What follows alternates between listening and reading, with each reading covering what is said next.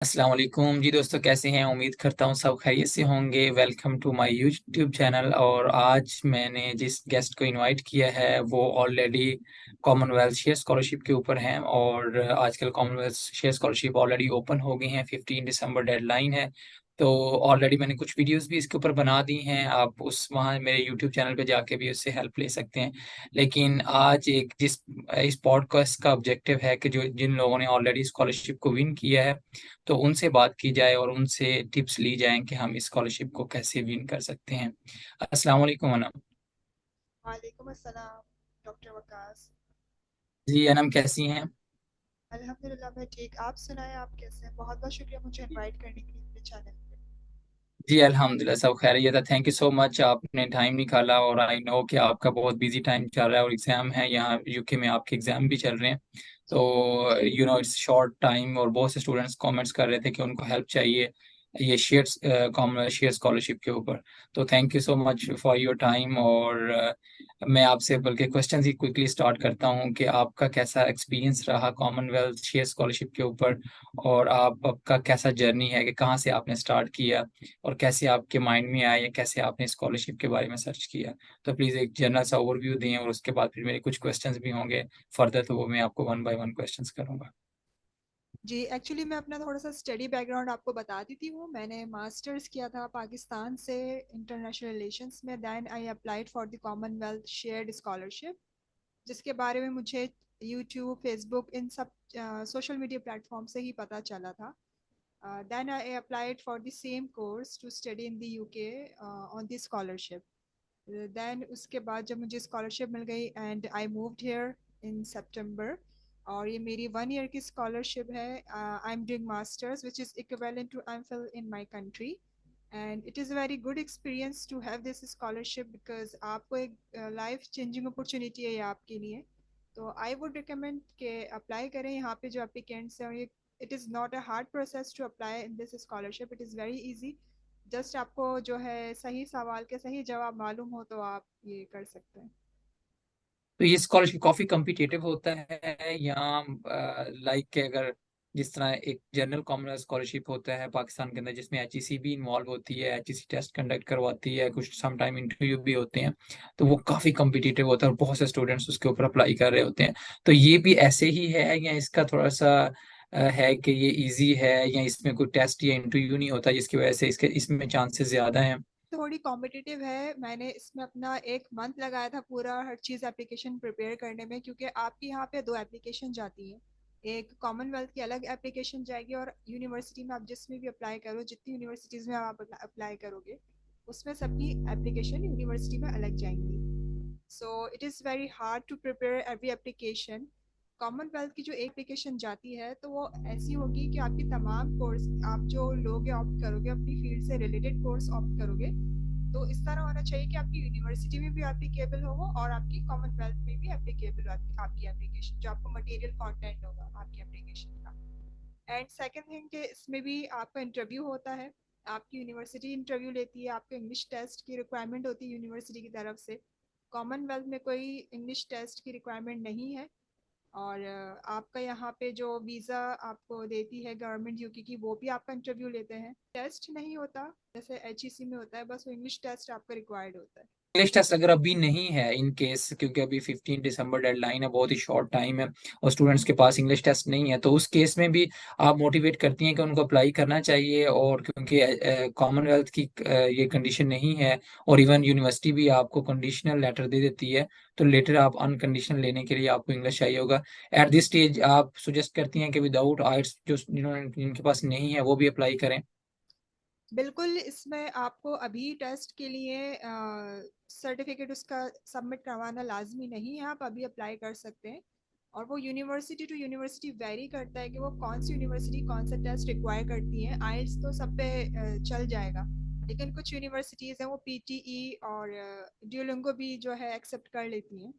तो आपका जब वहाँ पे सिलेक्शन हो जाए, आपको स्कॉलरशिप मिल जाए, तो आप उसके बाद भी अपना टेस्ट दे के आप सबमिट करवा सकते हो उसका सर्टिफिकेट। आप अभी अप्लाई कर सकते हैं।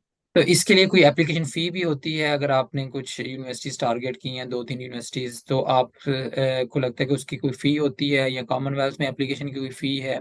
या ये फुली फंडेड है, इसमें कोई फी हमें पे करने की जरूरत नहीं है? Is a fully funded scholarship and it is shared scholarship. तो ये यूके गवर्नमेंट और जो यूनिवर्सिटी आपकी जो सिलेक्शन आपके जिस यूनिवर्सिटी में होगा, तो उन दोनों की कॉपरेशन से आपको फंडिंग मिलती है। और इसमें आपको कोई एप्लीकेशन फीस सबमिट नहीं करवानी होती, ना ही यूनिवर्सिटी में और ना ही ये कॉमनवेल्थ के लिए।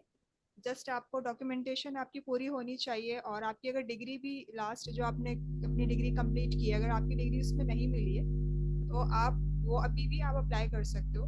बस आपका जब सिलेक्शन हो जाएगा, आपको यूके जाने से पहले वो चीज़ वहाँ पे डॉक्यूमेंट उस टाइम आपको शो करना होगा, अदरवाइज फिर वो आपको नहीं मिलेगी स्कॉलरशिप। थैंक यू अनु, आपने बड़े अच्छे से एक्सप्लेन किया कि कोई भी यूनिवर्सिटी की फी नहीं है। और इसी से एक क्वेश्चन एक रेलेवेंट ही है कि जो स्टाइपेंड या आपको सैलरी मंथली पे करती है गवर्नमेंट, तो वो इनफ होती है फॉर वन पर्सन कि वो इजीली सरवाइव कर सकता है? जी, it's quite easy to survive here with your stipend. आपका जो फेयर एयर फेयर है आपका, वो सीएससी बेयर करती है। ट्रैवल एक्सपेंसेस आपका from your home country to UK and back, thesis grant and the travel expenses for your thesis. और उसके अलावा जो स्टाइपेंड आपका, वो यूनिवर्सिटी देगी आपको मंथली स्टाइपेंड, जो कि 1347 है according to the new policy.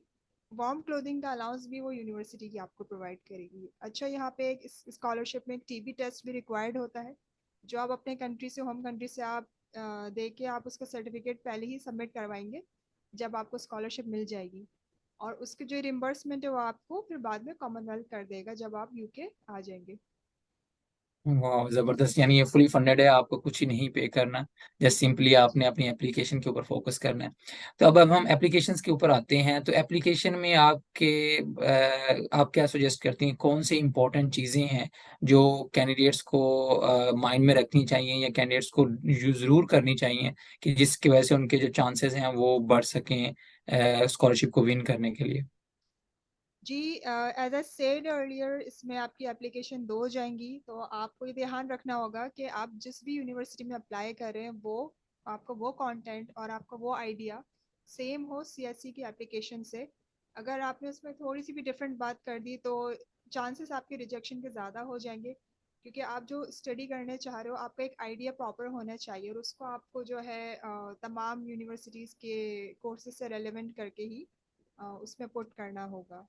तो ये चीज़ है आपकी। एक तो राइटिंग आपकी प्रिसाइज, वहाँ पे इतनी वर्ड लिमिट नहीं होती है कि आप ज़्यादा उसको लिख सकें। तो आपको ब्रीफली अपने आइडिया को एक्सप्लेन करना होता है दोनों एप्लीकेशंस में। और आपका जो है डॉक्यूमेंटेशन आपकी बिल्कुल ऑथेंटिक होनी चाहिए। और बस आई वुड सजेस्ट कि आप जो है अपने आइडिया को क्लियर रखें कि आप स्टडी करने क्यों जा रहे हैं, और वापस आके आपका क्या गोल है, क्या एम है, आप अपने कंट्री में किस तरह से सर्व करेंगे। बिकॉज वो यही देखना चाहते हैं कि आप स्टडी करने क्यों आ रहे हैं, और आप वापस जाके अपने कंट्री को क्या सर्व कर सकते हैं। तो वो किस किस्म के क्वेश्चंस होते हैं कि जिस तरह डेवलपमेंट इम्पैक्ट के रेलेवेंट कुछ एसेज होंगे या क्वेश्चंस होंगे या स्टडी प्लान का क्वेश्चन होगा, जो एप्लीकेशन में मोस्टली आते हैं कॉमनवेल्थ की वेबसाइट के ऊपर? जी, actually there are various questions जो आपकी पास्ट स्टडी से भी पूछा जाएगा, और आपकी डेवलपमेंट इम्पैक्ट भी पूछा जाएगा कि आपका जो आइडिया हो किस तरह से आप डेवलपमेंट इम्पैक्ट क्रिएट कर सकते हैं आपकी कंट्री में। और उसके अलावा आपका जो है फ्यूचर प्लान भी पूछते हैं कि आपका 5 ईयर फ्यूचर प्लान क्या है, 10 ईयर फ्यूचर प्लान क्या है। आप अपने आप को कहाँ देखते हैं, आप आगे किस तरह से, किस तरफ, किस डायरेक्शन में जाना चाहते हैं। तो आपको एक पूरी लाइफ अपनी वहाँ पे कम लफ्जों में बयान करनी होगी कि आप क्या थे, क्या करना चाहते हैं और आगे क्या करेंगे। बेस्ट हो गया। तो अगर आप जब आपकी एप्लीकेशन सबमिट हो जाती है, तो उसके बाद नेक्स्ट स्टेप्स क्या होते हैं, कि आपको वेट करना है या कौन से कहाँ से आपको ईमेल, गुड न्यूज़ की ईमेल आती है या बैड न्यूज़ की ईमेल आती है? तो वो सारा प्रोसेस क्या होता है कि आप 15 दिसंबर को एप्लीकेशन सबमिट हो गई है, तो नेक्स्ट स्टेप्स क्या होंगे? आपने जी जब जी। एप्लीकेशन सबमिट कर दी अपनी, तो उसके बाद आपको ऑफर लेटर यूनिवर्सिटी से तो आ जाता है विद इन अ मंथ और टू। लेकिन आपको कॉमनवेल्थ की तरफ से थोड़ा टाइम लगेगा आने में एप्लीकेशन। तो मुझे जो मिला था, मुझे जुलाई में मिली थी स्कॉलरशिप। और जो काफ़ी अच्छा खासा टाइम है, क्योंकि मैंने दिसंबर में सबमिट करवाई थी अपनी अपनी एप्लीकेशन। सो उसके बाद आपको जब ये मिल जाता है, तो आगे आपको प्रोसेस बताते हैं कि आपको विद इन दिस डेट आपको ये सर्टिफिकेट, इंग्लिश टेस्ट सर्टिफिकेट आपको सबमिट करवाना है। देन आपको बताएंगे टीबी टेस्ट सर्टिफिकेट कब सबमिट करवाना है। तो एक अच्छा खासा प्रोसीजर होता है। तो आपकी फिर ये सब एप्लीकेशन जाएंगी, उसके बाद आप जो है वहाँ जा सकते हैं। तो इसमें यूनिवर्सिटी का काफी रोल होता है कि यूनिवर्सिटी नॉमिनेट करती है स्टूडेंट्स को और फिर वही एप्लीकेशंस कॉमनवेल्थ देखती है, is that true? Yes yes exactly. पहले जो आपको यूनिवर्सिटी से जहाँ से आएंगे ऑफर लेटर, तो उन्हीं यूनिवर्सिटी के चांसेस होते हैं आपके कि आपको उसी यूनिवर्सिटी में उनमें से किसी में आपको स्कॉलरशिप मिल जाएगी। लेकिन ऑब्वियसली आपको एक स्कॉलरशिप मिलेगी अगर आपने डिफरेंट यूनिवर्सिटीज़ में, लेट से 3 से 4 यूनिवर्सिटी में अप्लाई किया है। बट कॉमनवेल्थ आपको एक ही यूनिवर्सिटी की स्कॉलरशिप देगा। और उसके अलावा जब आपकी सिलेक्शन हो जाती है कि आपने 5-6 यूनिवर्सिटीज में अप्लाई किया है तो एक से आपने एक्सेप्टेंस, तो उसका भी कोई टाइम पीरियड होता है कि आपने कब, अगर ऑफर आ जाती है तो कितना टाइम होता है कि आपने एक्सेप्ट करना है या उसको डिनाई करना है? जी, जो यूनिवर्सिटी से ऑफर लेटर आएगा आप उसको एक्सेप्ट नहीं करें, क्योंकि आपको स्कॉलरशिप का वेट करना है। आपको कॉमनवेल्थ की एप्लीकेशन का वेट करना होगा, यूनिवर्सिटी की नहीं। क्योंकि जो यूनिवर्सिटी की होगी वो फिर पार्शियली फंडेड होगी या फिर सेल्फ फंडेड होगी। Wait for the application for CSC. जब आपको वो मिल जाती है तो वो आप वहाँ पे मेंशन कर देंगे आपको कि विद इन 2 डेज आपको उसको रिप्लाई करना है।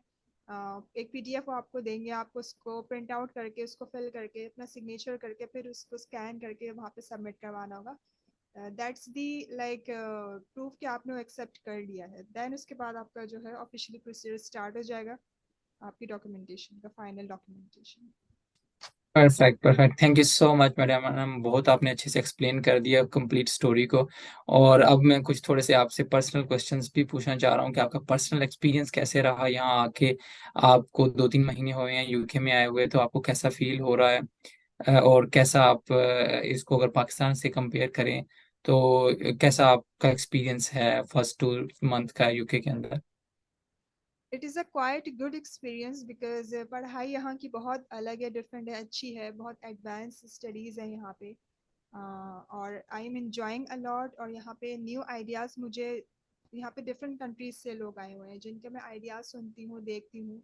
तो आपका माइंड डेवलप होता है और आप ग्रो करते हो जब एक मिक्स कम्युनिटी में आप पढ़ रहे होते हो। उसके अलावा बस मौसम थोड़ा यहाँ पे ठंडा होता है, जो न्यू कमर्स होते हैं उनको थोड़ी सी वेदर के हवाले से डिफ़िकल्टी होती है, otherwise there is no problem at all. और यहाँ पे हर कोई एडजस्ट हो सकता है। तो आप तो वैसे कराची से आई हैं तो आपको थोड़ा सा मुश्किल हो रहा होगा यहाँ का वेदर जी, तो। It's quite cold for me here.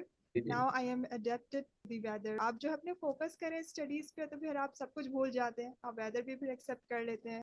सही सही, मतलब आप सजेस्ट करती हैं कि कुकिंग घर से सीख के आई हैं, पाकिस्तान से कुकिंग सीख के आई हैं यहाँ? जी, लड़कियों को तो आती है, बस लड़के हैं वो सीख कर आए जरूर। और उनके फिर जी काम आएगा। यहाँ पे हर चीज आपको खुद करनी होती है, सेल्फ डिपेंडेंट होना है आपको यहाँ पे आके। जी सही। तो ओवरऑल आप यहाँ सेफ फील करती हैं अगर सम टाइम आपको लाइब्रेरी से लेट आना पड़े या आपकी क्लास लेट नाइट है, let not let night like, यहाँ आपको पता है कि 3:30 बजे 4 बजे मगरिब हो जाती है और अगर आपकी क्लासेस 5 बजे 5:30 कोई लेक्चर लेना है या इवन आप लाइब्रेरी में हैं रात को 10 बजे तक, तो अगर आपने 10 बजे रात को घर घर आना है तो आपको फील फेयर होता है कि यार बाहर डर लगता है कि पता नहीं बाहर क्या होगा, या लोग आपको कुछ जो रेसिज्म का सुनते हैं कि यहाँ रेसिज्म भी है, या ऐसा कभी फील हुआ हो? रेसिज्म यहाँ पे मुझे नहीं फील हुआ, मुझे लगता भी नहीं यहाँ पे ऐसी कोई चीज़ है। यहाँ पे मिक्स कल्चर है। यहाँ पे मैंने लोगों को अबाया और हिजाब में भी देखा है, नकाब पर्दे में भी देखा है। तो उन्हें कोई इशू नहीं है यहाँ पे। और यहाँ पे इतना लेट नाइट तो बाहर लोग नहीं होते, ऑब्वियसली यहाँ पे कोल्ड वेदर है तो यहाँ पे रात में सब फिर घरों में ही होते हैं, इतना ज़्यादा कोई बाहर नहीं होता।